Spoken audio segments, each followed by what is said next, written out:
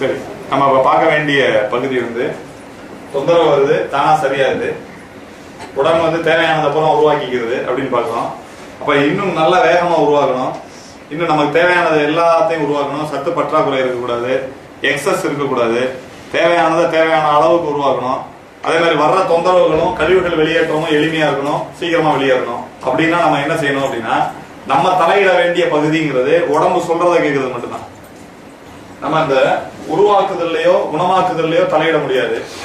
நம்ம இதுவரைக்கும் உதவி செஞ்சு என்ன வாங்கி வச்சிருக்கோம்னு தெரியும்.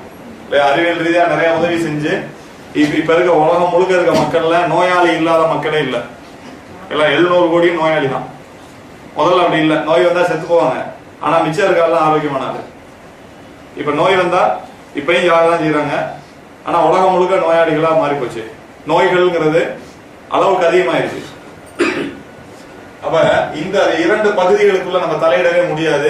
தலையிட்டா அது வந்து இயற்கையை புரியாம தலையிடுறதா தான் இருக்கும். அப்ப நம்ம தலையிட வேண்டிய நேரடியா உடல் கேட்கிற உதவிங்கிறது அறிவிப்பு மட்டும்தான். அறிவிப்புகள் உடம்பு சொல்றத நம்ம ஒழுங்கா செஞ்சிட்டோம்னா இதையும் உடம்பு பாத்துக்கணும். இது நம்ம எந்த விதமான உதவியும் செய்ய வேண்டியது இருக்காது. அப்ப அறிவிப்புகள் அப்படின்னா என்ன அப்படின்னா 4 விஷயம் ரொம்ப முக்கியமா, அடிப்படையான விஷயங்கள் 4. முதல்ல பசி, 2வது தூக்கம், 3வது தாகம், 4வது ஓய்வு. இது 4 தான். நம்ம பசி அப்படின்னா என்ன? பசினா உடம்பினுடைய உணவு தேவை, அவ்வளவுதான். அப்ப உடம்பு என்ன கேக்குதுன்னு அர்த்தம்? உணவு கேக்குது. அப்ப உடம்பு எப்ப கேட்கும்? தேவைப்படும் போது கேட்கும். இப்ப நம்முடைய இது இருக்கு, வாட்ச் இருக்கு, வாட்ச்ல ஒரு செல் இருக்கு. செல் வந்து கொஞ்சம் கொஞ்சமா குறைஞ்சிட்டே இருக்கு. ஓடிட்டே இருக்கும் போது இன்னொரு செல் உள்ள போட முடியுமா? அப்ப இது கேட்டாதான் இதுக்கே போட முடியும். ஒரு மிஷின், இது அறிவே கிடையாது. பேட்டரி தீந்தாதான் நின்று போகும், அப்புறம் நம்ம மாத்தணும். ஆனா உடம்புக்கு எனர்ஜி குறையாத நிலையில டயத்தை மட்டும் பார்த்துட்டு நம்ம வாட்டி சாப்பிட்டுட்டே இருக்கோம். ஒரு மிஷினுக்கு கூட நம்ம அதை செய்ய மாட்டோம். ஒரு வண்டியில ஒரு 10 லிட்டர் பெட்ரோல் தான் முடியும்னா 10 லிட்டர் போட்டு கூடுதலா கொஞ்சம் போடுவோமா? அப்ப அளவு குறையணும், அது செரிக்கணும், எனர்ஜியா கன்வெர்ட் பண்ணி அது ஓடி முடியணும், அது வரை வெயிட் பண்ணணும் இல்லையா? அதை வந்து நம்ம மிஷின்கள்ல கூட செய்யறோம், மனுஷன்ட்ட செய்யறது இல்லை. அப்ப நம்ம உடம்புங்கிற உயிருள்ள உடலை அதை நம்ம இந்த மாதிரி அது என்ன சொல்லுதுன்னே கேட்காம நம்ம செஞ்சுட்டே இருக்கோம். அப்ப பசி அப்படிங்கிறது உணவை கேட்குது, அது எப்ப கேட்குதோ அப்பதான் கொடுக்கணும். நம்ம லைஃப் ஸ்டைல்ல எப்ப கேட்குதுன்னே நம்ம தெரிஞ்சு வைக்கல. 10 மணி ஆச்சு சாப்பிட்டோம், இல்லைன்னா அல்சர் இருக்கும். நேரத்துக்கு சாப்பிடாம இருக்கிறதுனால அல்சர் வர்றதா இருந்தா இந்தியாவில 62% மக்கள் வந்து இரவு உணவு சாப்பிடுறது இல்ல. வழி இல்ல, நைட்டு சாப்பிடுறதுக்கு சாப்பாடு இல்ல, 2 வேளை உணவு தான் சாப்பிடுறாங்க. காலையில பழைய சோறும், மதியம் அவங்க உழைச்சதுல இருந்து கிடைக்கிற சாப்பாடும், நைட்டு சும்மா படுக்கிற மக்களுடைய எண்ணிக்கை இந்திய அரசனுடைய இதுபடி 62%. அப்படின்னா 110 கோடியில எவ்வளவு? 62னா 60 கோடிக்கு மேல அல்சர் பேஷண்டோட எண்ணிக்கை அவ்வளவு இல்ல. ரெண்டுக்கு ஏதாவது சம்பந்தம் இருக்கா? அப்ப சாப்பிடாம இருக்கிறதுனால அல்சர் வர்றது இல்ல. அப்ப அல்சர் எதனால வருதுன்னா சாப்பிட்டுக்கிட்டே இருக்கிறதுனால வருது. எப்படி சாப்பிட்டுக்கிட்டே இருந்தா அல்சர் வரும்? காரணம் தெரியணும் இல்லையா? சோறு இருக்கு, சாதாரண சோறு, சத்து தான், அது சாப்பிட்டா சத்து. அதை எடுத்து என்ன பண்றோம்? ஒரு தட்டுல வைக்கிறோம், இரும்புல செஞ்ச தட்டு, மெட்டல் பிளேட், நம்ம சாப்பிட்ற பிளேட்ல வைக்கிறோம். வச்சுட்டு ஒரு 2 நாள் பார்க்காம இருந்தீங்கன்னா என்ன செய்யும்? அது அந்த சோறு கெட்டு போயிடும். கெட்டு போறதுக்கு பேரு புளிச்சு ஆசிடா மாறும், அது இல்லையா? கெட்டு போயிடும். நொதித்தல், உள்ள நடக்கிற கெமிக்கல் சேஞ்சஸ்ல ஆசிடா மாற ஆரம்பிக்குது. அப்புறமா விடுறீங்க, ஒரு வாரம் என்ன ஆகும்? ஸ்மெல் அடிக்கணும், பூசணம் பிடிச்சிரும், ஸ்மெல் அடிக்க ஆரம்பிச்சிடும். பூசணம் பிடித்தல்ங்கிறது வெளியில இருந்து உள்ள வர்றதா, உள்ள இருந்து வெளியே வர்றதா? உள்ள இருக்கிற கழிவு வெளியேற ஆரம்பிக்கும், கொச கொச கொசம் ஆகும். 1 வருஷம் விட்டீங்கன்னா என்ன நடக்கும்? ட்ரை. அந்த பிளேட்டை தூக்குனீங்கன்னா பிளேட்டுடைய ரவுண்டு மட்டும் தான் கையில வரும், சோறு உள்ள பகுதி வராது, உடஞ்சு போயிடும். ஒரு மெட்டல் பிளேட்டை ஓட்ட போடுற தன்மை எதுக்கு இருக்கு? சோறு கழிவா மாறிச்சுன்னா இருக்கு. ஆசிட் எங்க இருந்து வரும்? எல்லா உணவுப் பொருள்ல இருந்து வரும், கெட்டதுக்கு அப்புறம். அது கெட்டுச்சுன்னா ஆசிட். அப்ப தேவையில்லாத நேரத்துல நம்ம உள்ள போறதெல்லாம் உள்ளதானே கிடக்கும். செரிக்கலன்னு வைங்க, அவ்வளவுதான், அது உள்ள கிடக்கும். இதுல இருந்து உருவாகிற ஆசிட் தான் உடலை ஓட்ட ஓடக்கூடிய ஆசிட். இந்த ஆசிட்ல இருந்து தான் அல்சர் வரும். இப்ப ஏற்கனவே உடலுக்குள்ள ஒரு ஆசிட் இருக்குல்ல, இறைப்பையில ஒரு ஆசிட் இருக்கு செரிக்கிறதுக்காக. இந்த ஆசிட் யாரால உருவாக்கப்படுறது? அந்த இறைப்பையினாலேயே உருவாக்கப்படுறது. இரைப்பையினால உருவாகிற ஒரு ஆசிட் இரைப்பையை அரிக்காது. அப்படிதான் இரைப்பை தயார் பண்ணும். நம்ம தயார் பண்ற ஒரு பொருள் வந்து நம்மளே அழிக்கிற மாதிரி தயார் பண்ண மாட்டோம். அப்ப உடல் வந்து நம்மளோட ரொம்ப கான்சியஸ். உடம்பு என்ன செய்யும், அது சுரக்கிற ஆசிட் அதை விட பவர்ஃபுல்லா சுரக்கவே முடியாது. ஆங்கில மருத்துவத்திலே அதான் பாடத்திலே ரொம்ப தெளிவா சொல்லப்பட்டிருக்கு. உள்ள இருக்கக்கூடிய அந்த இரைப்பையினுடைய சுவர் எப்படி இருக்கும்னா எந்த ஆசிட்னாலையும் அரிக்க முடியாததா இருக்கும். உடம்புல சுரக்கிற எந்த ஆசிட்னாலையும், வெளியில இருந்து கொடுக்கிற எந்த ஆசிட்னாலையும் அழிக்க முடியும். உடம்புக்குள்ளேயே சுரக்கிற ஆசிட்னால உடம்புல இருக்க எந்த ஒரு செல்லுக்கும் கெடுதல் பண்ண முடியாது. உடம்புக்குள்ள சுரந்துச்சுன்னா, வெளியில இருந்த பொருள் மூலமா சுரந்துச்சுன்னா அதுல உடலுடைய தன்மை அந்த பொருளுக்கு தெரியாததுனால அது வந்து விதவிதமா சுரக்கும். அப்ப மோசமான கழிவால் உருவாகிற அமிலங்கள்னாலதான் புண்ணு வருது உடம்புல. அதான் அல்சர். அதனால சாப்பிடாம இருந்தா அல்சர் வராது. ஃபர்ஸ்ட் நம்ம கவனிக்க வேண்டிய விஷயம் பசி. அப்ப பசி எந்த நேரம் எடுக்கணும்னு நீங்க முடிவு பண்ண முடியாது. இப்ப நம்ம வயிறு இருக்கு,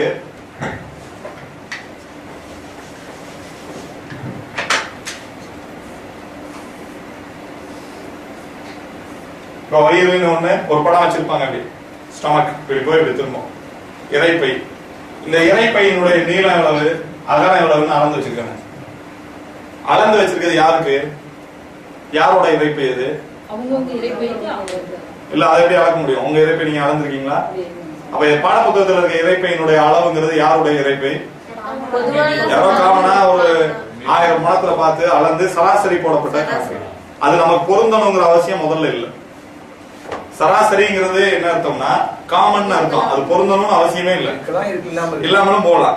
ஆனா இதை வச்சுக்கிட்டு தான் நம்ம கணக்கே போட்டுக்கிட்டு இருக்கோம். இது ஏதோ ஒரு 1000 பணம், அந்த பணம் அமெரிக்க பணமா இருந்தா வயிறு பெருசா இருக்கும் இல்லையா, சோமாலியா பணமா இருந்தா வயிறு சிறுசா இருக்கும், சாப்பிடாம சுருங்கி சுருங்கி ஒண்ணும் இல்லாம போயிருக்கும். வித்தியாசம் இருக்குல்ல.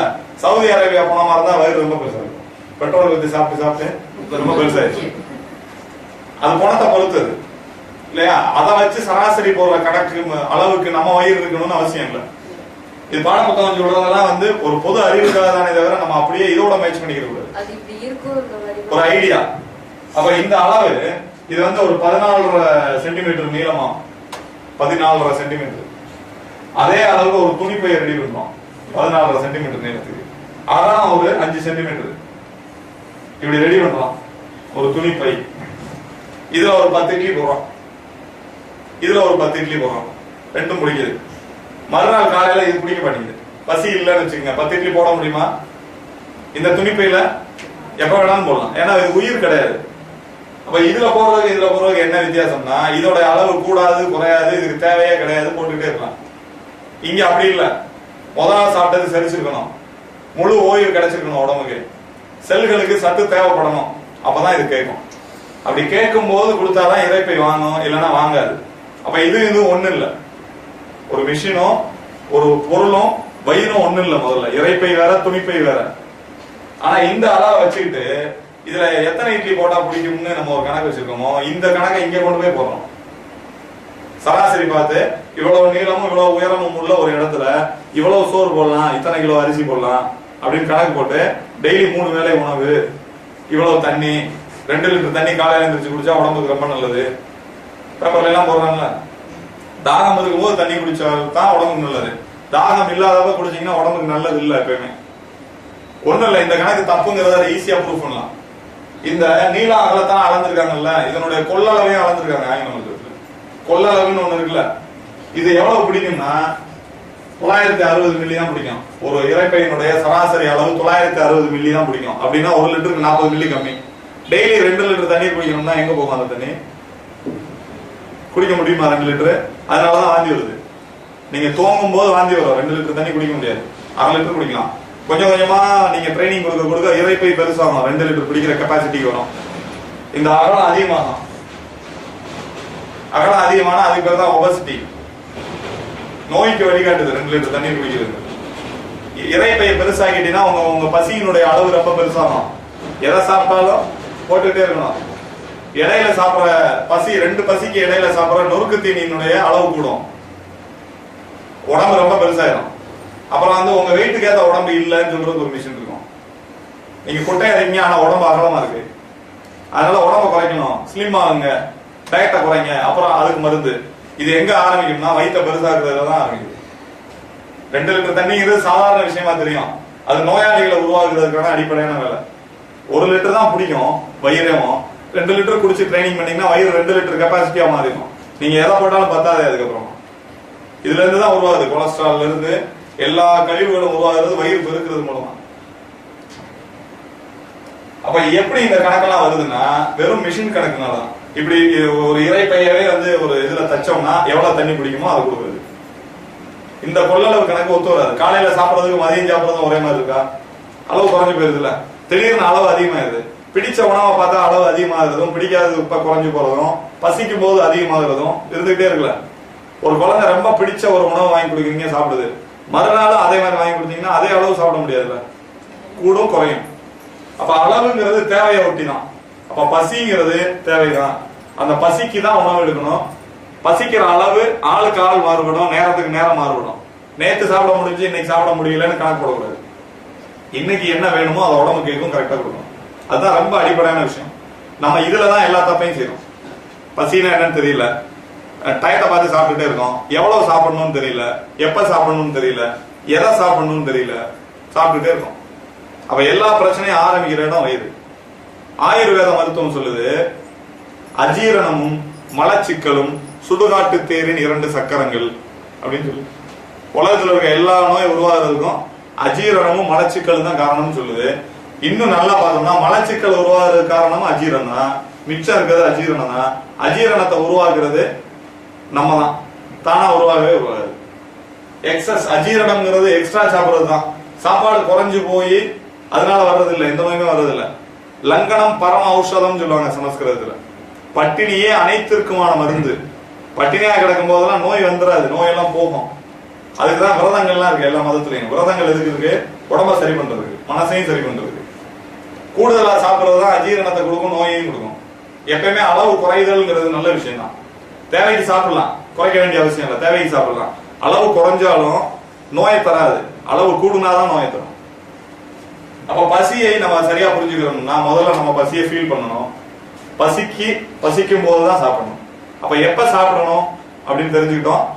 பசித்து புசி அப்படின்னு தமிழ்ல பழமொழி இருக்கு. பசிக்கும் போதுதான் சாப்பிடுறது. இதை எழுதுனா 2 மார்க் போடுவாங்க ஸ்கூல்ல. அவ்வளவுதான். பசினால என்னன்னு தெரியாது, புசினால என்னன்னு தெரியாது. அப்படிதான் அப்படியே போயிட்டே இருக்கு. அப்ப பசித்து புசிங்கிறத நம்ம பின்பற்றுறதுனாலையும் இந்த பழமொழி ஆங்கிலத்துல கிடையாது, இங்க இந்தியாவில இருக்கு, பல மொழிகள் இருக்கு, உலகம் முழுக்க இல்ல. ஆனா இது இருக்கிறவங்க தான் நம்ம எல்லா நோயோடையும் இருக்கோம். அப்ப நம்ம இதை சரியா புரிஞ்சுக்கலங்கிறது தானே. அப்ப எப்ப சாப்பிடணும் அப்படின்னா பசிச்சு சாப்பிடணும். பழமொழி பதில் சொல்லுது. எதை சாப்பிடணும்? எதை சாப்பிடணும்? சத்துள்ளதான, என்ன சத்து குறைஞ்சிருக்கு, என்ன சத்து கூடி இருக்குன்னு பார்க்க வேண்டியது இல்ல அப்படிங்கறத முதல்ல பார்த்தோம். அப்ப நம்ம பாக்குறதுக்கு என்ன இருக்கு? உங்களுக்கு பிடிக்குதாங்கிறத பார்க்கணும். பிடிக்கிறத சாப்பிடணும், பிடிக்காத சாப்பிட வேண்டியது இல்லை. பசிக்குது, ஒரு பொருளை பாக்குறீங்க, அப்படி பசி குறைஞ்சிடும். பிடிக்கலன்னா குறைஞ்சிடும், அப்ப சாப்பிட வேண்டியது இல்லை. அப்ப பசிக்கும் போது சாப்பிடணும், பிடிச்ச பொருளை சாப்பிடணும். அது 2 ரொம்ப முக்கியம். பிடிக்காத பொருளை வலுக்கட்டாயமா சாப்பிட்டீங்கன்னா உடம்பு சத்துக்களை தராது, அதுக்கு சும்மா இருந்துடலாம். அந்த நேரத்துல இருக்கிறதுல ஒண்ணு பிடிக்கும் இல்லையா, அதை சாப்பிடலாம். அதே மாதிரி 3வது விஷயம் வந்து எப்ப சாப்பிடுறதுங்கிறது முதல் விஷயம். பசிச்சு சாப்பிடணும். எதை சாப்பிடுறது? பிடிச்சதை சாப்பிடுறது. 3வது எப்படி சாப்பிடுறது? எப்படி சாப்பிடுறது? சாப்பிடுறதுன்னா வாயில வச்சுதான் நல்லா மென்னு அப்படிங்கிறது இருக்குல்ல, அங்கேயும் அதை சரியா புரிஞ்சுக்கணும். நொறுங்க தின்றால் 100 வயது. நொறுங்க தின்றால் என்ன அர்த்தம்? சேர்த்து சாப்பிடணும். சரி, அதாவது வாயில போட்டு அரைக்கிறதுக்கு பதிலா மிக்சியில போட்டு அரைச்சா அரைக்கும் போது துப்புவோன்ற மிக்சியில இல்ல, அவ்வளவுதானே நம்ம சொல்றது. உமிழ்நீர் கரைஞ்சு நல்லா அரைக்கப்பட்டா செரிச்சிடும், நல்லா இருக்கும் அப்படின்னு சொல்றோம் இல்லையா. அப்படின்னா அவங்கவுங்க உமிழ்நீர் அவங்கவுங்க துப்பி எடுத்து சோறை நல்லா கூழாக்கி குடிச்சிடலாம் இல்லையா. ருசி இருக்கும், ருசி எல்லாம் போகுது. உமிழ்நீர் தானே. அது இல்ல விஷயம். நம்ம சயின்டிபிக்கா ஒரு விஷயம் வேணுங்கிறதுக்காக ஏதாவது ஒண்ணு அப்படி சொல்லிக்கிட்டே இருக்கோம். அது இல்ல. நொறுங்க தின்றால் அப்படின்னா நீங்க நொறுக்கணும்னு எங்க சொல்லி இருக்குதுல, நீங்க மெல்லுங்கிற அர்த்தம் எங்க இருந்து வருது? நொறுக்குதல் அப்படின்னா என்ன அர்த்தம்? நம்ம நொறுக்கணும்னு அர்த்தம். மிக்சியில வச்சு நொறுக்கலாம், பல்ல வச்சு நொறுக்கலாம். நொறுங்குதல்னா அதான் நடக்கணும், நம்ம செய்யக்கூடாது அந்த வேலையை. இப்ப மூச்சு நீங்க விடுறீங்களா, உடம்பு செய்தா? நீங்க விட்டு பாருங்களேன், 2 நிமிஷத்துல மூச்சு திணறல் வரும். நீங்க மூச்சை விட முடியாது, உடம்பு தான் மூச்சு விடும். அதே மாதிரி மெல்லுதல் அப்படிங்கிறது பல்லு செய்யற வேலை, நம்ம செய்யறது இல்ல. இதை தப்பா புரிஞ்சுக்கிட்டு நம்ம மென்னோம்னா வாய் தான் வலிக்கும்.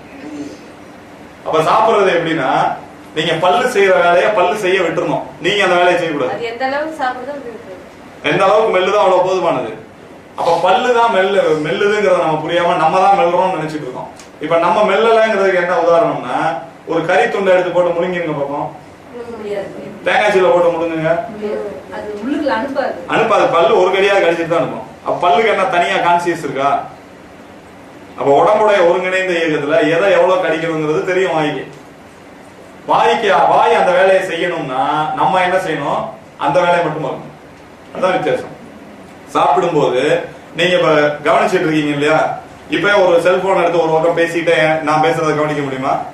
2ஆ சிதைஞ்சிருது. 3ஆ சிதைச்சோம்னா 3ஆ சிதைக்கலாம். ஆக 3மே வேலை நடக்காது. காதுடைய வேலை கேட்கறது, செல்போன்ல நீங்க பேசுறீங்க கேட்கதான் செய்யுது, ஆனா முழுசா கேட்காது. அதே மாதிரிதான் பல்லுடைய வேலை மெல்றது. அது நீங்க சாப்பிடறத தவிர பிற வேலைகள் பாத்தீங்கன்னா மெல்லாது, அதுதான் அறவரையா மெல்றது. அப்ப நீங்க மெல்ல வேண்டியது இல்லை, அதுக்கு பதிலா சாப்பிடும் போது சாப்பிடறத தவிர வேற வேலை பார்க்க கூடாது. அதுக்குதான் பிடிச்ச உணவை நீங்க சாப்பிட்டீங்கனாலே என்ன நடக்கும், அதுல கவனம் போயிடும். அதுக்குதான் பிடிச்ச உணவு, ருசிக்காக கவனம் இங்க திரும்பும். அதுக்காக தான் அந்த நேரத்துல டிவி பாக்குறது, பேப்பர் படிக்கிறது, பேசிட்டு இருக்கிறது, இது எல்லாம் பல்லுடைய கவனத்தை குறைக்கும். உங்க கவனம் பல்லுல இருந்தா மெல்லும், வேற பக்கம் போனா மெல்லாது. அப்ப நொறுங்க தின்றார் அப்படிங்கிறதுக்கு என்ன அர்த்தம்னா, நீங்க கவனிச்சு சாப்பிடணுங்கிறது தான் அர்த்தம். தமிழ்ல நேரடியா எதுவுமே சொல்ல மாட்டாங்க, சுத்தி சுத்தி தான் சொல்லுவாங்க. யோசிச்சு புரிஞ்சுக்கணும். இப்படியும் புரிஞ்சுக்கிட்டு மென்னுட்டே இருக்கவங்க நிறைய இருக்காங்க. நிறைய கத்தும் தராங்க, மெல்லும் பயிற்சி எல்லாம் நடக்குது. ஆங்கில மருத்துவர்கள் சொல்றது இல்ல மெல்றதெல்லாம், வெளியில இருந்து நிறைய பேர் சொல்றாங்க. இயற்கை மருத்துவர்கள் எல்லாம் நிறைய சொல்ல ஆரம்பிச்சிருக்காங்க, அதுவும் தவறு, தேவையில்லை. மெல்றதே சிக்கலாகி நிறைய பேஷண்ட் வந்திருக்காங்க. சாப்பிடவே பிடிக்காம போயிருது, கூடுதலா மென்னு கூலாகும் போது டேஸ்ட் இல்லாம போய் வாந்தி வந்துருது. மெல்றதுனால தாடைகள் வலி கடுமையா வந்துருது. எவ்வளவு மெல்றதுன்னு அளவு தெரியல, எப்ப நிறுத்துறது தெரியல, நம்மளா நிறுத்திக்கிட்டதான் ஆச்சு. அப்ப இத பூரா பல்லுல விட்டீங்கன்னா எப்ப மெல்லணும் எப்ப முழுங்கணும்னு கிளியரா பண்ணிட்டு இருக்கோம். நம்ம அதுல கிராஸ் பண்ண வேண்டிய அவசியமே இல்லை. இப்ப பசியில நமக்கு தெரிய வேண்டிய அடிப்படையான விஷயம், எப்ப சாப்பிடணும், எப்படி சாப்பிடணும், எதை சாப்பிடணும் அப்படிங்கிற விஷயம் தான். அப்ப எப்ப சாப்பிடணும், பசிச்சு சாப்பிடணும், எதை சாப்பிடணும், பிடிச்சதை சாப்பிடணும், எப்படி சாப்பிடணும், நொறுங்க தின்றால், அதாவது கவனத்தோட சாப்பிடணும், மறுபடியும் நொறுக்கிறதுக்கு போயிருக்க. சரியா? இந்த 3 விஷயம் இருந்துச்சுன்னா பசியில ஏதாவது சந்தேகம் இருக்கா? அப்ப என்ன ஃபுட்டா வேணாலும் சாப்பிடலாம், அதுல சத்து இருக்கா சத்து இல்லையா எதையும் பார்க்க வேண்டியது இல்லை. அது சத்துங்கிறதே சயின்டிபிக்கா மிஷின் சொல்றதுதான் சத்து. மிஷின் சத்து இல்ல அப்படின்னு சொல்ற விஷயம் சத்தானதா இருக்கும். இப்ப தண்ணியில சத்து இல்லைன்னு சொல்றாங்க, எனர்ஜி அளக்குறது தான் கலோரி. கலோரின்னு ஒரு கணக்கு இருக்கு. 0 கலோரி அப்படிங்கிறது தண்ணி. அதே மாதிரி வயிற்றுல சாப்பாடே இல்ல. இப்ப நீங்க சாப்பிட்டு எப்ப சத்தா மாறும் அறிவியல் பூர்வமானா 1.5 மணி நேரத்துல இருந்து 3 மணி நேரம் ஆகும் சத்தா மாறுறதுக்கு. ஒரு 3 நாள் சாப்பிடாம இருங்க, காதெல்லாம் அடைக்கும், கண்ணு பஞ்சடைச்சு போகும், தெரியாது, பார்ப்போம் ஆனா மங்களா தெரியும், யோசிக்கவே முடியாது, அப்படி டல் ஆயிரும் இல்லையா? அப்படி இருக்கும்போது 1 டம்ளர் தண்ணி எடுத்து குடிங்க, தெம்பு வருது இல்ல? அப்ப சத்து இருக்கு தண்ணியில. மிஷினுக்கு தெரியல, உடம்புக்கு தெரியுது. அப்ப இந்த கணக்கை வச்சு நம்ம எதுவும் செய்ய வேண்டியது இல்லை. அதே மாதிரி 2-3 நாள் ஃபாஸ்டிங் இருந்துட்டு சாப்பாடு எடுத்து சாப்பிடுறோம். சாப்பாடு மென்னுட்டு இருக்கும் போதே கண்ணெல்லாம் திறக்கும் இல்லையா? கண்ணில் பஞ்சடைச்சது மாறும், காது கேட்க ஆரம்பிக்கும். ஆனா அறிவியல் பூர்வமா கெமிக்கல் ரியாக்ஷன்ங்கிறது இது வாயில டைஜஸ்ட் ஆகி உள்ள போய், ஸ்டொமக்ல டைஜஸ்ட் ஆகி உள்ள போய், சிறுகுடல்ல செரிச்சு, அதுக்கப்புறம் சத்து உருவாகி அப்புறம் தான் ரத்தத்துல போய் சேரணும். அப்படி சேருதா உடம்புல? வாயிலே சேரும். அதுதான் வித்தியாசம். இது மிஷின் சொல்ற அறிவியலுக்கும் இயற்கை சொல்ற அறிவியலுக்கும் அதான் வேறுபாடு. நீங்க வாயில போட்டு மெல்லும் போதே சத்து இங்க இருந்து போயிடும், உமிழ்நீர் வெளியே உள்ள போயிடும். அப்சர்வேஷன் நடக்கிற இடம் வாய். வாயிலையும் நடக்கும், வயிற்றுலையும் நடக்கும், சிறுகுடல்லையும் நடக்கும். அது இந்த புத்தகங்கள் சொல்ற கணக்கு எல்லாமே ஒரு பொதுவான கணக்கு, அதை முழுசா நம்புறது இல்லை, அப்படியும் நடக்கும் அப்படிங்கிறது தான். அப்ப நம்ம சாப்பிடுறதுல கவனம், பசிக்கும் போது சாப்பிடுறது, பிடிச்சதை சாப்பிடுறதுங்கிறது தான். அளவு அடுத்து எவ்வளவு சாப்பிடலாம்? அளவு இருக்குல்ல, தேவைக்கு அளவுக்கு. அப்ப போதுங்கிறத எப்படி கண்டுபிடிக்கிறது? நமக்கு தெரியும், அதை கவனிக்கிறது இல்ல. அந்த அளவு முதல்ல மைண்ட்ல இருந்து வெளிப்படும். போதும் அப்படிங்கிற எண்ணத்துல இருந்து வரும் முதல்ல. அதை உடனே கவனிச்சிட முடியாது. இதுக்கு அடுத்து என்ன செய்யும்னா, சுவையில நீங்க பார்க்கலாம். நீங்க சாப்பிட்டுட்டு இருக்க ஒரு பொருள் சுவை இல்லாததா தெரியும். ரொம்ப பிடிச்ச பொருளா இருக்கும், சாப்பிட்டுக்கிட்டு இருக்கும் போதே அதனுடைய டேஸ்ட் இல்லாம போயிடும். அப்படி போயிடுச்சுன்னா போதும்னு அர்த்தம். இது ரெண்டாவது நிலை. மூணாவது நிலை, நேரடியா ஏப்பம் வந்துடும். இது வெளிப்படையானது. ஏப்பம் வந்தா அதுக்கு மேல சாப்பிட வேண்டியது இல்லை. ரெண்டாவது, அதுக்கு முன்னாடி என்ன செய்யும், சுவை இல்லாம போகும். அதுக்கு முன்னாடி கவனிச்சீங்கன்னா மைண்ட்ல இருந்து போதும்னு சொல்லும். இந்த மூணு நிலை இருக்கு. ஒன்னா கவனிச்சுட்டு வந்தோம்னா நம்ம எவ்வளவு சாப்பிடலாங்கிறத நம்மளே முடிவு பண்ணிடலாம். அப்ப சாப்பிடும் போதுதான் முடிவு பண்ண முடியாது. அடுத்தவங்க சாப்பிடும் போது தலையிடக்கூடாது. அதுல அவங்களுடைய அளவு அவங்களுக்கு தான் தெரியும். என்ன ரொம்ப கம்மியா இருக்கு, கூடுதலா சாப்பிடுங்கன்னு ரொம்ப கவனிச்சீங்கன்னா அவர் நோயாளி ஆயிடுவார். அடுத்தவங்களோட விஷயத்துல தலையிடுறது இதுல ரொம்ப மோசமான நோயாளியா மாற்றும். ஒரு ஆங்கில பழமொழி இருக்கு, உங்களுடைய நண்பனை நோயாளியாக்க வேண்டுமானால் பசி இல்லாத நேரத்தில் சாப்பிட கொடுங்கள் அப்படின்னு ஆங்கில பழமொழி. அவரு கேட்காதப்பெல்லாம் வாங்க டீ சாப்பிடலாம், வாங்க டீ சாப்பிடலாம் போய் டீ வாங்கி கொடுத்துட்டே இருந்தோம்னா அவரை சீக்கிரம் நோயாளி ஆக்கிடலாம். இனிமேல் யாரையும் டீ சாப்பிட கூப்பிடுறோம். ஆனா உங்களை அப்படி புரிஞ்சுக்கிற மாட்டாங்க அவங்க. அது பரவாயில்ல, டீ சாப்பிட கூப்பிடக்கூடாதுதான். டீ தேவை அப்படின்னா ஒரு நண்பர் வந்து உரிமையா இருக்கணும் இல்லையா, எனக்கு டீ வாங்கி கொடுப்பா அப்படின்னு கேட்டாருன்னா கூட்டு போய் வாங்கி கொடுங்க. அதை அதிகப்படுத்த வேண்டியது இல்லை. ஒரு டைம் பார்க்கலாம். நம்ம இரவு 7 மணி ஆகுது, இந்த நேரத்துல டீ சாப்பிட்டா அவர் என்ன நேரம் போய் சாப்பிடுவாரு, சாப்பிட முடியாது. அப்ப சாப்பாடு வாங்கி கொடுக்கலாம். அந்த நேரத்துல வாங்க சாப்பிட போவோம், சாப்பாடு நேரம் ஆச்சு, பசிக்குதா, பசி இருந்துச்சுன்னா சாப்பிடலாம். லேசான பசி இருக்கா, ஒரு ஜூஸ் சாப்பிடலாம். ஒண்ணுமே தேவையில்லைன்னா சும்மா விட்டுறலாம். அதை கண்டுபிடிக்கிறது தான். அப்ப பசியை கண்டுபிடிக்கிறதுக்கு உதவியா இருக்கிறது என்ன அப்படின்னா, முதல்ல டீ காஃபி பழக்கத்தை பால் ஊத்தாம வச்சுக்கிட்டீங்கன்னா போதும். டீங்கிறதே பால் ஊத்தாம இருந்ததுதான். இப்பதான் சமீபத்துலதான் பால் ஊத்துற பழக்கமே வந்தது. அதுக்கு முன்னாடி பால் இல்லாததுக்கு பேர் தான் டீ, பால் இல்லாததுக்கு பேர் தான் காஃபி. கடுங்காப்பி கடும் டீ சாப்பிட்டீங்கன்னா ஒண்ணும் செய்யாது, பசியை போய் டிஸ்டர்பே பண்ணாது. நமக்கு உண்மையிலே டீ எதுக்காக தேவைப்படுது நல்லா யோசிச்சு பாருங்க. இல்ல, சுறுசுறுப்பு ஆகுறது டீல இருக்க வெப்பத்தினாலதானே தவிர டீனால இல்ல. நீங்க டீ ஆற வச்சு குடிச்சு பாருங்க, சுறுசுறுப்பு தானே. அப்ப வெப்பம் தான், அதுல கிடைக்க வேண்டியது வெப்பம் தான், வேற ஒண்ணும் தேவைப்படாது. இல்ல, குளுக்கோஸ் எல்லா இடத்துலயும் இருக்கு. குளுக்கோஸ் உடம்புலயே இருக்கு. சர்க்கரையில கொஞ்சம் அதிகம் இல்ல, அதான் உடம்புல சக்கரை நோயாளிகள் எல்லாம் சுறுசுறுப்பா இருக்கணும் அப்படின்னு இல்ல, அதுதான் சொல்றேன். இந்த நாலேஜ் வந்து அங்க உதவாதுன்னு சொல்றேன். உடம்பு அப்படிலாம் பாக்குறது இல்ல. உடம்ப பொறுத்த வரைக்கும் அங்க இருக்க ஒரு ஹீட் மட்டும்தான் அவ சுறுசுறுப்பு தருது. அதே மாதிரி கூலும் தரும். நல்ல கூலிங்கா இருக்கிற ஒரு பொருளை குடிக்கும் போதும் சுறுசுறுப்பு கிடைக்கும், ஹீட் இருக்கும் போதும் சுறுசுறுப்பு தரும். வேற ஒண்ணும் இல்ல. அப்ப அது உடம்ப தொந்தரவு பண்ணாத சூடா இருக்கணும் இல்லையா. அதுல பால் இருந்தா பசியை காலி பண்ணிடும். நம்ம லைஃப் ஸ்டைல பாருங்க, 7 மணிக்கு காலையில டீ பாலோட சாப்பிடுறோம், 8:30 மணிக்கு சாப்பாடு. சாத்தியமா இது ரெண்டும்? 1.5 மணி நேரத்துல பாலை செரிக்க முடியாது. பால் செரிக்காது. அப்படிலாம் 8 ஃபுல் மீல்ஸுக்கு சமம் ஒரு டம்ளர் பால். 8 ஃபுல் மீல்ஸ். அதுல சயின்டிபிக்கா இன்னைக்கு கண்டுபிடிச்சிருக்கிறான், அந்த பால்ல வந்து கேசினோஜன்ங்கிற ஒரு ஜவ்வு பொருள் மிஞ்சி போயிருது. அதை செரிக்கிறதுக்கான என்சைம்ஸ் வந்து மனுஷனுக்கு கிடையாது. அப்படி பால்ங்கிறது மனுஷன் செரிக்கவே முடியாத ஒரு பொருள் அப்படின்னு இன்னைக்கு சொல்றான். கேசினோஜன் அப்படின்னு ஒரு பொருள் இருக்கு, சவ்வு பொருள். தயிர்லயும் இருக்கு, பால்லையும் இருக்கு. பசி அதுக்கப்புறம் பசி எடுத்த அதை ஒதுக்கி வச்சிரும், அந்த கழிவுகளை ஓரமா சுத்தி வச்சிரும். ஏன்னா எப்படி உங்களுக்கு உணவு வேணும் இல்லையா, உடம்பு எனர்ஜியா இருக்கு. அப்ப ஒரு கழிவை வெளியேற்றிட்டு தான், இப்ப மூட்டு வலி இருக்கு, கழிவு வெளியேற்றது தான். ஆனா மூட்டு வலியோட பசி இல்லாம இருக்கா?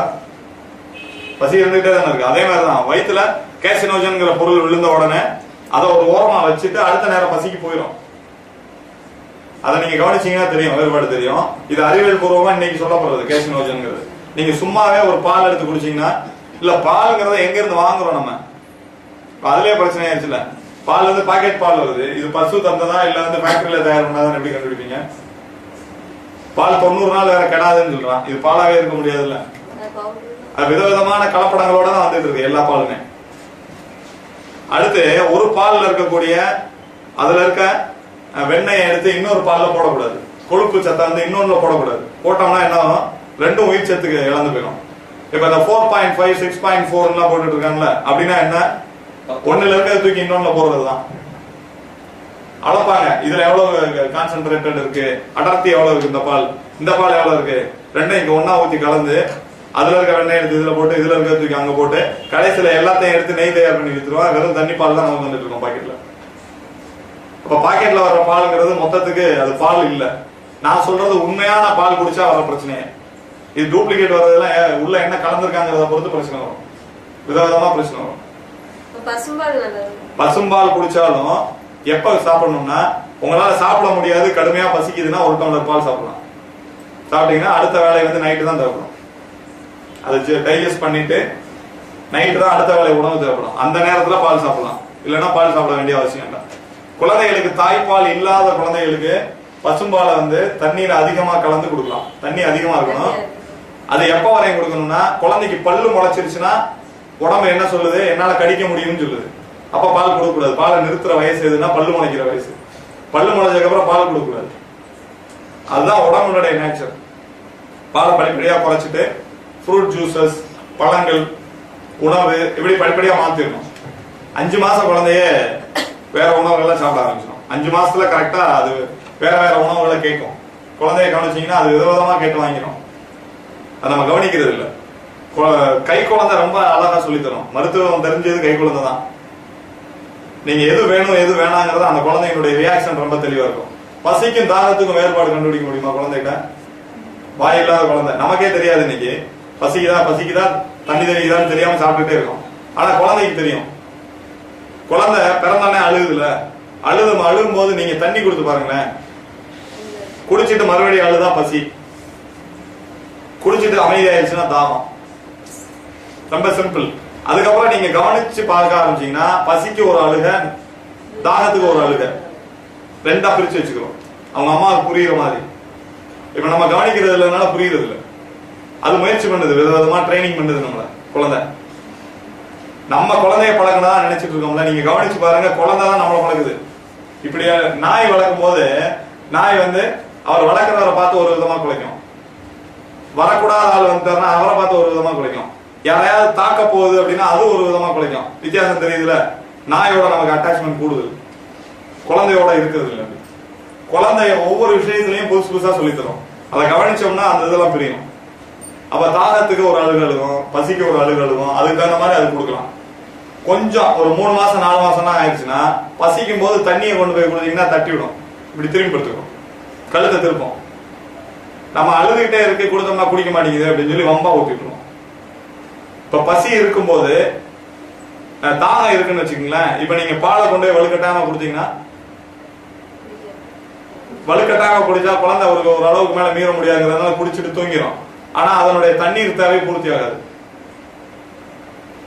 டாக்டர் சொல்லுவாங்க, பிறந்த குழந்தை பிறந்துச்சுன்னா 6 மாசத்துக்கு தண்ணி கொடுக்க கூடாது. கேள்விப்பட்டிருக்கீங்களா? கம்பத்துல கொஞ்சம் தான் சொல்றாங்க, மதுரையில் நிறைய சொல்றாங்க, மெட்ராஸ்ல மொத்தத்துக்கு தண்ணி நிறுத்திடுறாங்க. பிறந்த குழந்தை உடனே முதல் 6 மாசத்துக்கு தண்ணி கொடுக்க கூடாது அப்படின்னு சொல்றாங்க. டிஜிஓ படிக்கிறவங்க கூட அதான் சொல்றாங்க. கைனகாலஜி டாக்டர்ஸ், மகப்பேறு மருத்துவர்கள் எல்லாருமே பிறந்த குழந்தைக்கு தண்ணி கொடுக்க கூடாதுன்னு சொல்றாங்க. இன்னும் கேள்விப்படல நீங்க, இந்த பக்கம் வரல போடுங்க.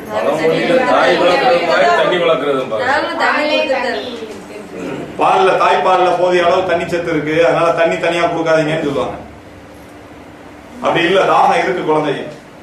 நம்ம சாப்பிடுற டீ என்ன பியூர் பால்லையா போட்டுட்டு இருக்கோம்? எவ்வளவு தண்ணி கலக்கிறோம்? டீ ஒரு நாளைக்கு 4-5 குடிச்சிட்டு அதுக்கு மேல தண்ணி தாகம் தனியா வருது இல்ல? அந்த மாதிரி தானே நம்ம இவ்வளவு பெரிய உடம்புக்கு வேணும்னா குழந்தைக்கு வேணும் தானே. அப்ப குழந்தைய பொறுத்த வரைக்கும் அதனுடைய ஃபீலிங்கை பார்த்து கொடுத்தோம்னா கண்டுபிடிச்சிடலாம். அப்ப பசிங்கிறது தனி ரொம்ப தெளிவா சொல்லும். அப்ப பசிக்கும் போது சாப்பாடு நம்ம சாப்பிடணும், அடுத்தவங்க விஷயத்திலையும் தலையிட முடியாது. அவங்க பசி நேரத்தை ஒண்ணாக்க முடியாது நம்மளோட. அப்ப காலையில நமக்கு ஒரு 7 மணிக்கெல்லாம் பசிக்கணும், 8 மணிக்கு நான் ஆபீஸ் போகணும் அப்படின்னா என்ன செய்யணும்? முதல்ல நைட் சீக்கிரம் படுத்துடணும், நைட் சாப்பாடை லைட்டா இருக்கணும், காலையில 5 மணிக்கு நீங்க எழுந்துடணும். எழுந்தீங்கன்னா 7 மணிக்கு பசிக்கும். இதெல்லாம் செய்யாம 6:45 எழுந்திரிச்சு 7 மணிக்கு எனக்கு பசிக்கணும்னா பசிக்காது. எந்த நேரம் உங்களுக்கு பசி வேணுமோ அந்த நேரம் தர தயாரா இருக்கு இயற்கை. ஆனா அது சொல்ற மாதிரி நம்ம கேட்டோம்னா நம்ம சொல்ற மாதிரி அது கேட்கும். ரெண்டும் தான். முதல் நாள் நைட்டு ஃபுல்லா ஹெவியா சாப்பிட்டுட்டு 11 மணிக்கு சாப்பிட்டுட்டு காலையில 9 மணி வரை தூங்கிட்டு 9:15 ஒரு டீ சாப்பிட்டுட்டு 10 மணிக்கு சாப்பாடு சாப்பிட முடியுமா?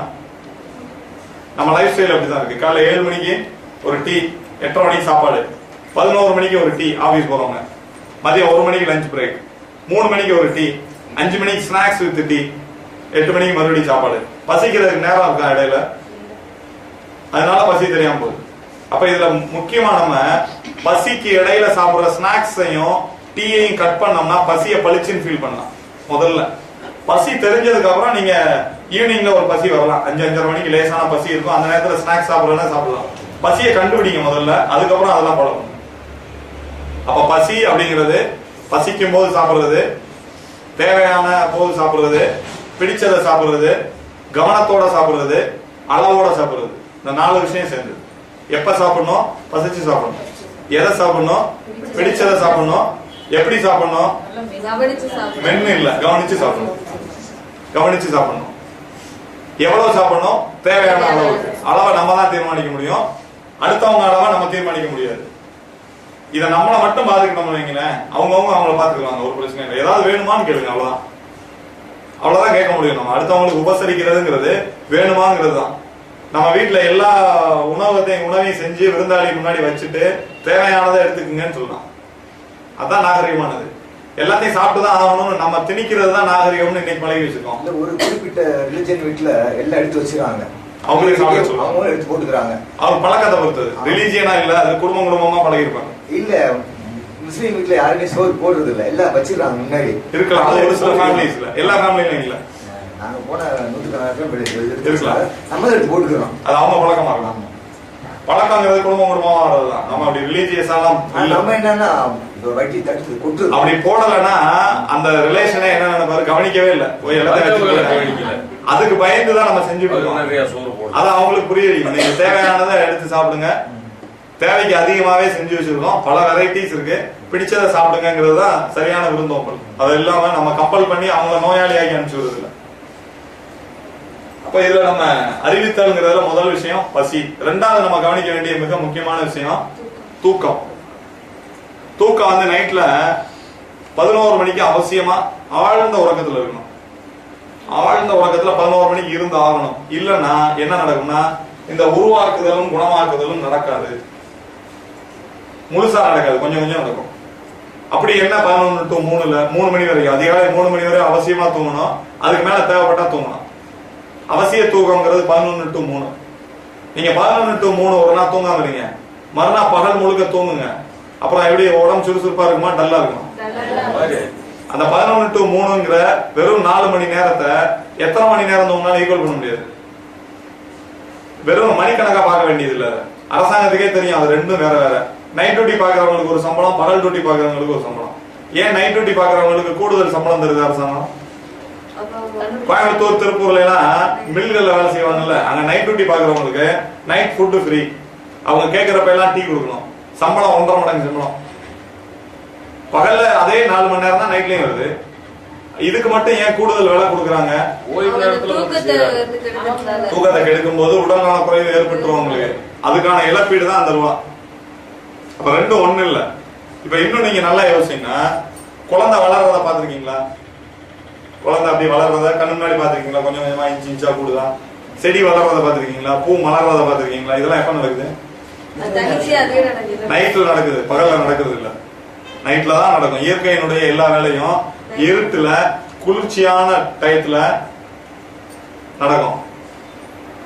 கர்ப்பப்பை இருக்கு இல்லையா, கர்ப்பப்பையில சயின்டிபிக்கா பார்த்தோம்னா உள்ள இருக்க லிக்யூட வெளியே தயார் பண்ணிட முடியும், உள்ள இருக்க டெம்பரேச்சரை வெளியே கொண்டு வந்துட முடியும்.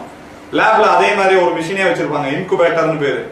அதே மாதிரி கர்ப்பப்பையினுடைய டெம்பரேச்சரை கொடுக்குற மிஷின் இருக்கும். ஆனா அதுல வச்சு குழந்தைய வளர்க்க முடியாது. இதுக்கு அதுக்கு என்ன வித்தியாசம்? சயின்டிபிக்கா என்னென்ன இருக்கோ எல்லாம் இருக்கு, அங்கேயும் எல்லாத்தையும் கொண்டு வந்தாச்சு. ஆனா டெஸ்ட் டியூப் பேபி கூட டெஸ்ட் டியூப்ல குழந்தைய உருவாக்கி கர்ப்பப்பைக்குள்ள வச்சாதான் வளரும், லேப்ல வச்சு வளர்க்க முடியாது குழந்தைய. அப்ப வளர்ச்சிக்கான சூழல்ங்கிறது அங்க என்ன வந்திருக்கு ஸ்பெஷலா, என்ன கண்டுபிடிக்க முடியல. அங்க ஒரு எனர்ஜி இருக்கு, அந்த எனர்ஜி நைட்டு 11 to 3 இருக்கு. அத பகல்ல தூங்கினா இருக்காது, அது தூக்கம் தான் இருக்கும், அந்த எனர்ஜி இருக்காது. அதே மாதிரி ஹிந்துஸ்ல அதிகாலை 3 to 5 வந்து பிரம்ம முகூர்த்தம், அதுக்கு பேரு. அந்த எனர்ஜி வளர்க்கிற வேலையெல்லாம் முடிச்சுட்டு குணமாக்குறத தோக்குற நேரம் அது 3 to 5. 3 to 5ல எந்திரிச்சு வீட்டை விட்டு வெளியே போயிடணும்னு சொல்லுவாங்க. ஒரு வாக்கிங் போகணும், ஒரு பிராணாயாமா பண்ணணும், யோகா பண்றது, மெடிடேஷன் பண்றது, இது எல்லா வேலையும் 3 to 5க்கான வேலை பண்றவங்களுக்கு ஆன்மீக உயர்ச்சி கிடைக்கிற நேரம் அது மனசுக்கு. உடலுக்குங்கிறது 11 to 3 தூக்கம் போதும், அவ்வளவுதான். 5 மணிக்கு எந்திரிக்கணும்னு அவசியம் இல்லை, தூங்கிடலாம். ஆன்மீகத்துல அடுத்த நிலை அல்லது மனசை புரிஞ்சுக்கணும், அதுல உள்ள நுட்பங்கள் தெரியணும்னா நீங்க 3 to 5 எந்திரிச்சாதான் தெரியும். அதிகாலையில தான் பல புதிய விஷயங்கள் தோணும், புதிய விஷயங்கள் பிறக்கிற நேரம் தான். எல்லா மதத்திலையும் அந்த நேரத்துல ஒரு வழிபாடு இருக்கும், எந்திரிக்க வைக்கிறதுக்காகவே ஒரு விஷயம் இருக்கும். தீவிரமான சிந்தனை ஆழமா போற நேரம் அதுதான் 3 to 5. அதனாலதான் கனவு கூட அதிகாலை கனவு பலிக்கும்னு சொல்லுவாங்க. அந்த கனவை முழிச்சு உட்காந்து கண்டோம்னாலும் பலிக்கும். எதிர்காலத்தை பிளான் பண்றதுக்குள்ள அது அதிகாலையில எந்திரிச்சு பண்றதுக்கு பேர் தான் மெடிடேஷன், அப்பயும் பலிக்கும். இப்ப இங்க அறிவித்தல்ல தூக்கம்ங்கிறது ஏன் அவ்வளவு முக்கியமானதுன்னா, அது இன்னும் கண்டுபிடிக்கப்படாத ஆற்றலால் ஆனது. அந்த நைட்டுங்கிறது 11 to 3. இந்தியாவில இருந்தீங்கன்னா இங்க உள்ள 11 to 3. இப்படியே பிளைட்ல போனீங்கன்னா அது எந்த நாட்டுக்கு போறீங்களோ அந்த நாட்டுடைய 11 to 3. அங்க உள்ள குளிர்ச்சி அங்க கிடைக்கும், இங்க உள்ள குளிர்ச்சி இங்க கிடைக்கும். உலகம் முழுக்க எல்லா நேரத்திலையும் அந்த சக்தி இருந்துகிட்டே இருக்கு. வெளிச்சமா இருக்கிற இடத்துல அந்த எனர்ஜி இருக்கிறது இல்ல. அப்ப இருட்டுக்கு அப்படி என்ன எக்ஸ்ட்ரா எனர்ஜினா, இப்ப கண்டுபிடிச்சிருக்கான் உலகத்தினுடைய உருவாக்கமே இருட்டுல இருந்து தான். இந்த உலகமே எங்க இருந்து உருவாச்சு? இருட்டுல இருந்து தான் உருவாச்சுன்னு தான் சயின்ஸ் சொல்லுது. ஒரு பெருவெடிப்பு, பிக் பேங் தியரி அப்படின்னு சொல்றாங்க. ஒரு வெடிப்பு நடந்து அதுல இருந்து சூரியன் உருவாகி, அதுல இருந்து பூமி உருவாகி நவகிரகங்கள் உருவாச்சு அப்படின்னு சொல்லலாம். இதை எல்லாத்தையும் உருவாக்குன அந்த சக்தி இருக்குல்ல, அது இருட்டு. அந்த சக்தியினுடைய பரவுதல் தான் நைட்ல இருக்கு, 11 to 3 தான். எவ்வளவு லைட்டா போட்டு தூங்கினாலும் அது இருக்கும், அது அந்த நேரத்துல இருக்கும். அப்ப அந்த நேரத்துல தூங்கும் போது இந்த முழு ஆற்றலை நம்ம வாங்கிக்கிற முடியும். அதுல ஒரு நிமிஷம் குறைஞ்சாலும் அது லாஸ் தான், அதை ஈக்குவல் பண்ண முடியாது. அப்ப பசி அளவுக்கு முக்கியமான ஒரு விஷயம் தூக்கம். இது 2 தான் ரொம்ப முக்கியம். அடுத்து இருக்க தாகம்ங்கிறது, தாகம் வந்தா நீங்க தண்ணி குடிக்காம எவ்வளவு நேரம் இருக்க முடியுமோ அவ்வளவுதான் இருக்க முடியும். ஒரு கட்டத்தை தாண்டும் போது தண்ணி குடிச்சுதான் ஆகணும். அப்ப தண்ணி குடிக்கிறதுல நமக்குள்ள பிரச்சனை என்னன்னா, தவிக்கும் போது தண்ணி குடிச்சிருவோம், அது ஒண்ணும் இல்ல. தவிக்காதப்ப தண்ணி குடிக்கிறதுங்கிற ஒரு பிரச்சனை. இந்த காலையில எந்திரிச்சு தண்ணி குடிக்கிறது, அதிகாலையில தண்ணி தாகமே இருக்காது யாருக்குமே. நைட்ல முழிக்கிற ஆளுக்கு தான் காலையில தண்ணி தவிக்கும். நைட்டு தூங்குனா உடம்பு குளிர்ச்சி அடைஞ்சிடும், காலையில தண்ணி தேவை இருக்காது. அதனால காலையில தண்ணி தாகம் இருந்தா குடிங்க, இல்லைன்னா குடிக்க வேண்டாம். எப்ப எல்லாம் தாகம் இருக்கோ அப்ப எல்லாம் குடிக்கலாம். அப்ப தாகம் தான் தண்ணியை குடிக்கிற முக்கியமான விஷயம். அப்ப எந்த தண்ணியை குடிக்கிறது? சாதாரண தண்ணி, மலையில இருந்து உருவாகி மலைகள்ல இருந்து வந்து ஆறா ஓடுற தண்ணி, இதுதான் குடிக்கிறதுக்கான தண்ணி. பூமி கீழே இருந்து எடுக்கிறதுலாம் வெப்பமான தண்ணி, பூமிக்கு மேல ஓடுறது குளிர்ச்சியான தண்ணி. அதான் வித்தியாசம். ஆறு, அருவி, நதி இதுல வர்றதுதான் குளிர்ச்சியான தண்ணி. பூமியில போர் போட்டு எடுக்கிறது வந்து வெப்பமான தண்ணி. வெப்பமான தண்ணியை பாய்ச்சி விவசாயம் பண்ணலாம், ஒரு அளவுக்கு மேல விவசாயம் பண்ண முடியாது, மழை பெய்யலன்னா நடக்காது அது. அப்ப அதான் வித்தியாசம். மினரல் வாட்டரை மட்டும் ஊத்தி பல நாடுகள்ல வந்து செடி வளர்க்குறாங்க. அதனால தண்ணி கிடைக்காத கல்ஃப் கண்ட்ரீஸ்ல எல்லாம் போர் வாட்டரை எடுத்து மினரல் வாட்டரா மாத்தி அதுக்கு கொடுக்குறாங்க. அந்த மரங்களுடைய வேறெல்லாம் குட்டையா இருக்கு, வளர்றது இல்லை. அப்ப தண்ணிங்கிறது சாதாரணமான தண்ணி. அதை ஃபில்டர் பண்ணணும்னா நீங்க என்ன செய்யலாம்? அதிகபட்சம் மண்பானையில ஊற்றி வைக்கலாம். இன்னும் மண்பானையில நம்பிக்கை இல்லைன்னா இன்னும் என்ன பண்ணலாம்னா, சுண்ணாம்பு கல்லுல ஒரு ஃபில்டர் வச்சு வைப்பாங்க, பழைய ஃபில்டர் மெத்தட், அதுல வைக்கலாம். அதை தாண்டி இருக்க எல்லா ஃபில்டர்ஸும் வந்து கெமிக்கல் சேஞ்சஸ் தான். உள்ள வந்து வெறுமனே கெமிக்கலை மாத்தி போட்டு அனுப்பிச்சு விட்டுரும். அப்ப சாதாரண தண்ணியை பிடிச்சி நீங்க மண்பானையில ஊற்றி வச்சீங்கன்னா போதும். கிருமி எல்லாம் வந்துச்சுன்னா என்ன செய்யறது? தண்ணியே வரும் இல்லையா நமக்கு? ஒரு டம்ளர் தண்ணி இருக்கு, அதுல கரப்பாம்பூச்சி உள்ள விழுந்தது. இப்ப இந்த தண்ணியை குடிப்போமா குடிக்க மாட்டோமா? சரி, சயின்ஸ் சொல்லுது கொதிக்க வச்சா சுத்தமாயிரும்னு. இப்படியே தூக்கி கொதிக்க வச்சு குடிப்போமா? அது கரப்பான் சூப்பாயிரும் இல்லையா? அப்ப ஒரு டம்ளர் தண்ணி இருக்கு, இது நிறைய வைரஸ் இருக்கு. இப்ப இதை எப்படி குடிக்கிறது? குடிக்க முடியாதுன்னு முடிவு பண்ணா அதை அப்படியே சுட வச்சு குடிச்சீங்கன்னா அதுக்கு பேர் வைரஸ் சூப் இல்ல. கொதிக்க வச்ச தண்ணியெல்லாம் கிருமி சூப்பா தான் குடிச்சிட்டு இருக்கோம். அப்ப அந்த அதுல உள்ள டெட் பாடிஸ் எல்லாம் எப்படி நீக்குறது? அதுல அவ்வளவு வைரஸ் இருக்குல்ல, அதெல்லாம் எப்படி நீக்குறது? கொதிக்க வச்சா செத்து போயிடும், ஓகே. ஆனா உள்ள கிடைக்கும் டெட் பாடிஸ்லாம். அதுக்கு உயிர் இருந்துச்சுன்னா உள்ள போச்சுன்னா உடம்பு எதிர்க்கும். அதை செத்ததை குடிச்சீங்கன்னா உடம்பு எதிர்க்காது. ஏன்னா அது என்னன்னு கண்டுபிடிக்கணும்ல முதல்ல. அதனால சாதாரண தண்ணியை மண்பானையில ஊத்தி வச்சு குடிச்சா போதுமானது. அதை கொதிக்க வைக்கும் போது அதுல உள்ள உயிர் சக்தி ஆவியாகுது. அப்படி கிருமி தண்ணி மூலமா வருமா வராதாங்கிறதை நம்ம பார்க்கலாம், அடுத்தடுத்த வகுப்புல பார்க்கலாம். எதிர்ப்பு சக்தி சரியா இருந்தா வெளியில இருந்து எந்த ஒண்ணும் உள்ள வர முடியாதுங்கிறது தான் நம்ம முதல்ல அடிப்படையிலேயே எல்லா மருத்துவங்களும் அதான் சொல்லுது. எதிர்ப்பு சக்தி சரியா இருந்தா எந்த நோய் தாக்கமும் வெளியில இருந்து வர முடியாது. அப்ப அதனால உடம்பு ஆரோக்கியமா வச்சுக்கிறதுக்கு பசியை, தூக்கத்தை தாகத்தை ஒழுங்குபடுத்துறது. தாகத்துல இன்னும் ஒரே ஒரு விஷயம் மட்டும் இருக்கு, அளவு. எந்த அளவுக்கு தண்ணி குடிக்கணும்? தாகம் அடங்குறது நம்ம யாருக்குமே தெரியாது. வாயில தண்ணி பட்டனே தாகம் அடைக்கணும், அளவு தெரியாது. நம்ம அளவு நம்ம கையில சிக்கிற பாத்திரம் தான் இல்லையா? டம்ளர்ல குடிச்சோம்னா செம்புல குடிச்சு பழகினவங்க டம்ளர்ல குடிச்சாங்கன்னா 4 டம்ளர் குடிப்பாங்க. டம்ளர்ல குடிச்சவங்க செம்புல குடிச்சு பழகினாங்கன்னா ஒரு செம்பு அப்படி குடிப்பாங்க. அந்த அளவை நிர்ணயிக்கிறது தான் தாகத்துல முக்கியமான பகுதி. அளவை எப்படி நிர்ணயிக்க முடியும் அப்படின்னா, நீங்க இந்த வாட்டர் கேன்ல தண்ணி ஃபில் பண்ணும்போது எப்படி ஊத்திட்டே இருக்கோம் இல்லையா, அது ஃபுல்லானாதான் நிறுத்துவோம். அந்த மாதிரி நம்ம வாயில இப்படி தூக்கி ஊத்திட்டே இருந்தோம்னா இது ஃபுல்லானாதான் நிறுத்த முடியும். அப்ப உதட்டோட தொடர்பு இருக்கணும். நீங்க குடிக்கிற பாத்திரத்துக்கு தண்ணிக்கும் உதட்டுக்குமான தொடர்பு இருக்கணும். அப்ப வாய் வச்சுதான் குடிக்கணும் தண்ணியை வாய் வச்சு குடிக்கும் போது தாகம் அடங்கினோடனே போதும்னு கட் பண்ணும். அதுக்கு மேல நீங்க குடிக்க முடியாது. குடிச்சு பாருங்களேன், உதட வச்சு குடிச்சு பாத்தீங்கன்னா தண்ணி எவ்வளவு வேகமா குடிச்சீங்கனாலும் ஒரு அளவுக்கு மேல குடிக்க முடியாது, எடுத்துருவீங்க. அதே தண்ணியை வாய தூக்கிக்கிட்டு உள்ள ஊத்துனீங்கன்னா எவ்வளவு ஊத்துனாலும் உள்ள போகும். அப்ப தாகத்துல ஒரே விஷயம் தான், தாகம் எடுத்தா தண்ணி குடிக்கிறது, அளவு நிர்ணயிக்கிறதுங்கிறத உடம்பிட்ட விட்டுறணும். அதை உதடு ஒட்டி குடிக்கும் போது நடக்கும். அடுத்து உதடுங்கிறது ஒரு உள்ளுறுப்பினுடைய வெளிப்புற பகுதி. இப்ப கண்ணு இருக்குல்ல, கண்ணை நீங்க அப்படியே ஒரு பேப்பர்ல வரைஞ்சு உங்க உள்ளுறுப்புல எதை மாதிரி இருக்குன்னு பாத்தீங்கன்னா கல்லீரல் மாதிரி இருக்கும். கல்லீரல் பாதிக்கப்பட்ட வஞ்சகாமான வரும்போது கண்ணு மஞ்சளாம். உள்ள நடக்கிற பாதிப்பை வெளியே காட்டுற பகுதி தான். அகத்தின் அழகு முகத்தில் தெரியுங்கிறதுக்கு அதான் மீனிங். அகத்துல உள்ள ஒவ்வொரு உறுப்பும் முகத்துல இருக்கு. மூக்கு அப்படியே வரைஞ்சீங்கன்னா உள்ள எடுத்து பாத்தீங்கன்னா நுரையீரல பொருந்தும். 2 பக்கம் 2 லோப்ஸ் நடுவுல இருக்கக்கூடிய சென்ட்ரல் டியூப் எல்லாம் அப்படியே இருக்கும். அதே மாதிரி உதடுங்கிறது மண்ணீரலுடைய வெளிப்புற பகுதி. நம்ம தண்ணி குடிக்கிறது வயிற்றுக்காக இல்ல, மண்ணீரலுக்காக. மண்ணீரலுடைய குளிர்ச்சிக்காக குடிக்கிறோம். உதட்டுல பட்டு உள்ள போகும்போது தான் அது முழு குளிர்ச்சியை தரும். கடிச்சு பழமே குடிச்சு பழகிருந்தேன்.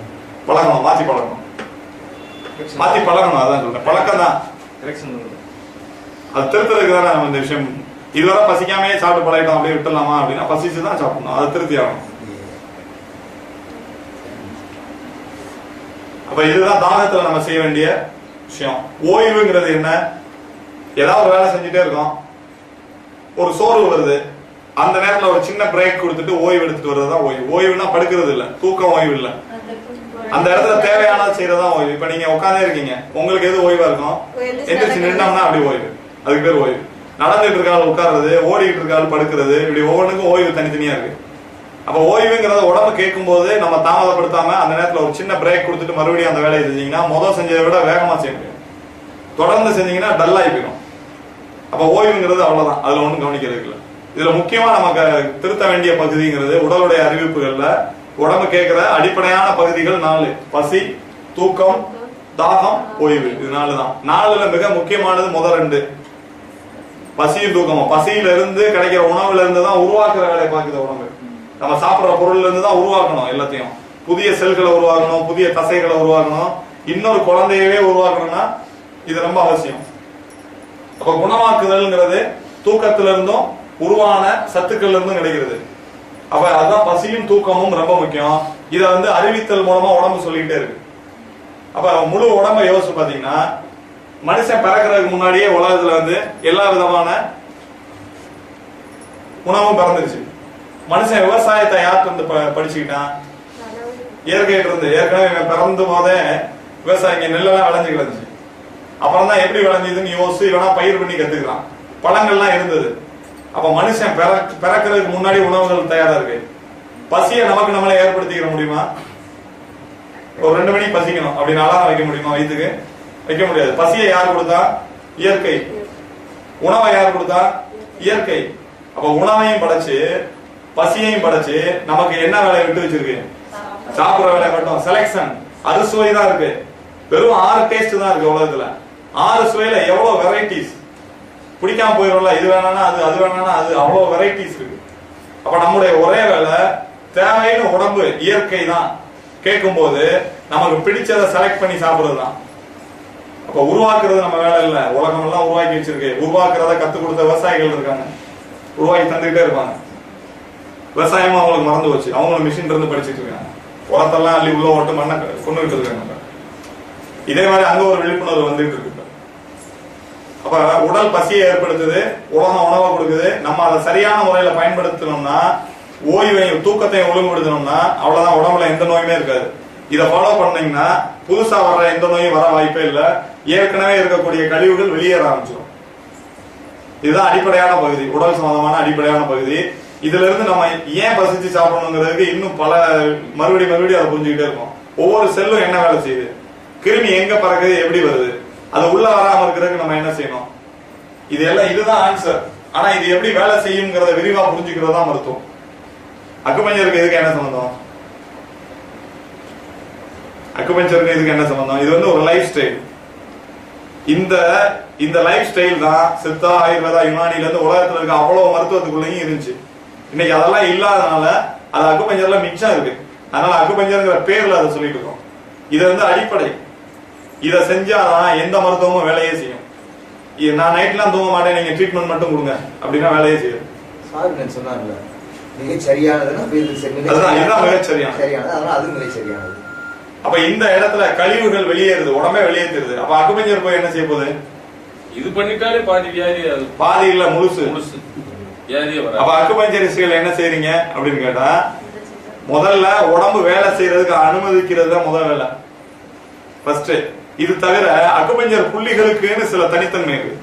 அந்த புள்ளிகளை தூண்டும் போது என்ன நடக்கும்னா, இந்த கழிவு வெளியேறதுக்கான எனர்ஜியை உலகத்துல இருந்து எடுத்து கொடுக்கும் உடம்புக்கு. அதனால அது ஒரு ஒர்க்கு, அது அவசியம் இல்ல. புரிஞ்சுக்கிட்டீங்கன்னா அது அவசியம் இல்ல. அக்குபஞ்சரிஸ்ட்கள்ட்ட நீங்க கேட்டு பாருங்க, நீங்க ஏதாவது ட்ரீட்மெண்ட் எடுத்திருக்கீங்களா அக்குபஞ்சர்ல? யாரும் எடுக்க மாட்டோம். அக்குபஞ்சர்ல ட்ரீட்மெண்ட் எடுக்க மாட்டோம். ஏன்னா இது அடுத்தவங்க ட்ரீட்மெண்ட் பண்றதுக்கு. நமக்கு தான் தெரியுமே உடம்பு சரியா போயிடும். உடம்பு சரியா போகும்னு தெரியாத ஆளுக்கு தான் ட்ரீட்மெண்ட். நீங்க சரியா புரிஞ்சுக்கிட்டீங்கன்னா உலகத்துல இருக்க எந்த மருத்துவமும் தேவையில்லை. புரிஞ்சிருச்சு ஆனா பின்பற்ற முடியலன்னா ட்ரீட்மெண்ட் அவசியம். பயமா போயிடுது இடையில அப்படின்னா ட்ரீட்மெண்ட் அவசியம். பேஷன்ஸ்னு ஒரு வேர்டு இருக்கு இங்கிலீஷ்ல. அப்படின்னா என்ன அர்த்தம்? பொறுமைன்னு அர்த்தம். பேஷண்ட்னா நோயாளி, பேஷன்ஸ்னா பொறுமை. ரெண்டுக்கு என்ன தொடர்புனா, இந்த இயற்கையினுடைய வெளியேற்றத்தை புரிஞ்சு அமைதியா இருந்தாருன்னா அவர் பேஷண்ட் இல்ல, பேஷன்ஸ் தான். அமைதி அவர்கிட்ட இருக்கும், பொறுமை அவர்கிட்ட இருக்கும். ஆனா அவர் அதை புரிஞ்சுக்கிறாம பயந்து போயிட்டாருன்னா அவர் பேஷண்ட். அதான் வேறுபாடு. இப்ப நம்ம இந்த கல்வி மூலமா என்ன கத்துக்கிறோம்னா, பொறுமையா இருக்க கத்துக்கிறோம். அதனால பேஷண்ட் ஆக மாட்டோம். ஒரு தொந்தரவு வரும், இன்னொருத்தவங்களுக்கு வர்ற மாதிரியே நமக்கும் வரும். ஆனா நம்ம அமைதியா இருக்கும்போது இது வேகமா சரியாகும், உடம்பு சரியாக்கிக்கிட்டு இருக்குன்னு நம்மளால ஃபீல் பண்ண முடியும். அவங்க அப்படி இல்லை, பயந்துருவாங்க. இந்த தொந்தரவு என்னை கொல்ல போகுதுன்னு பயப்படுவாங்க.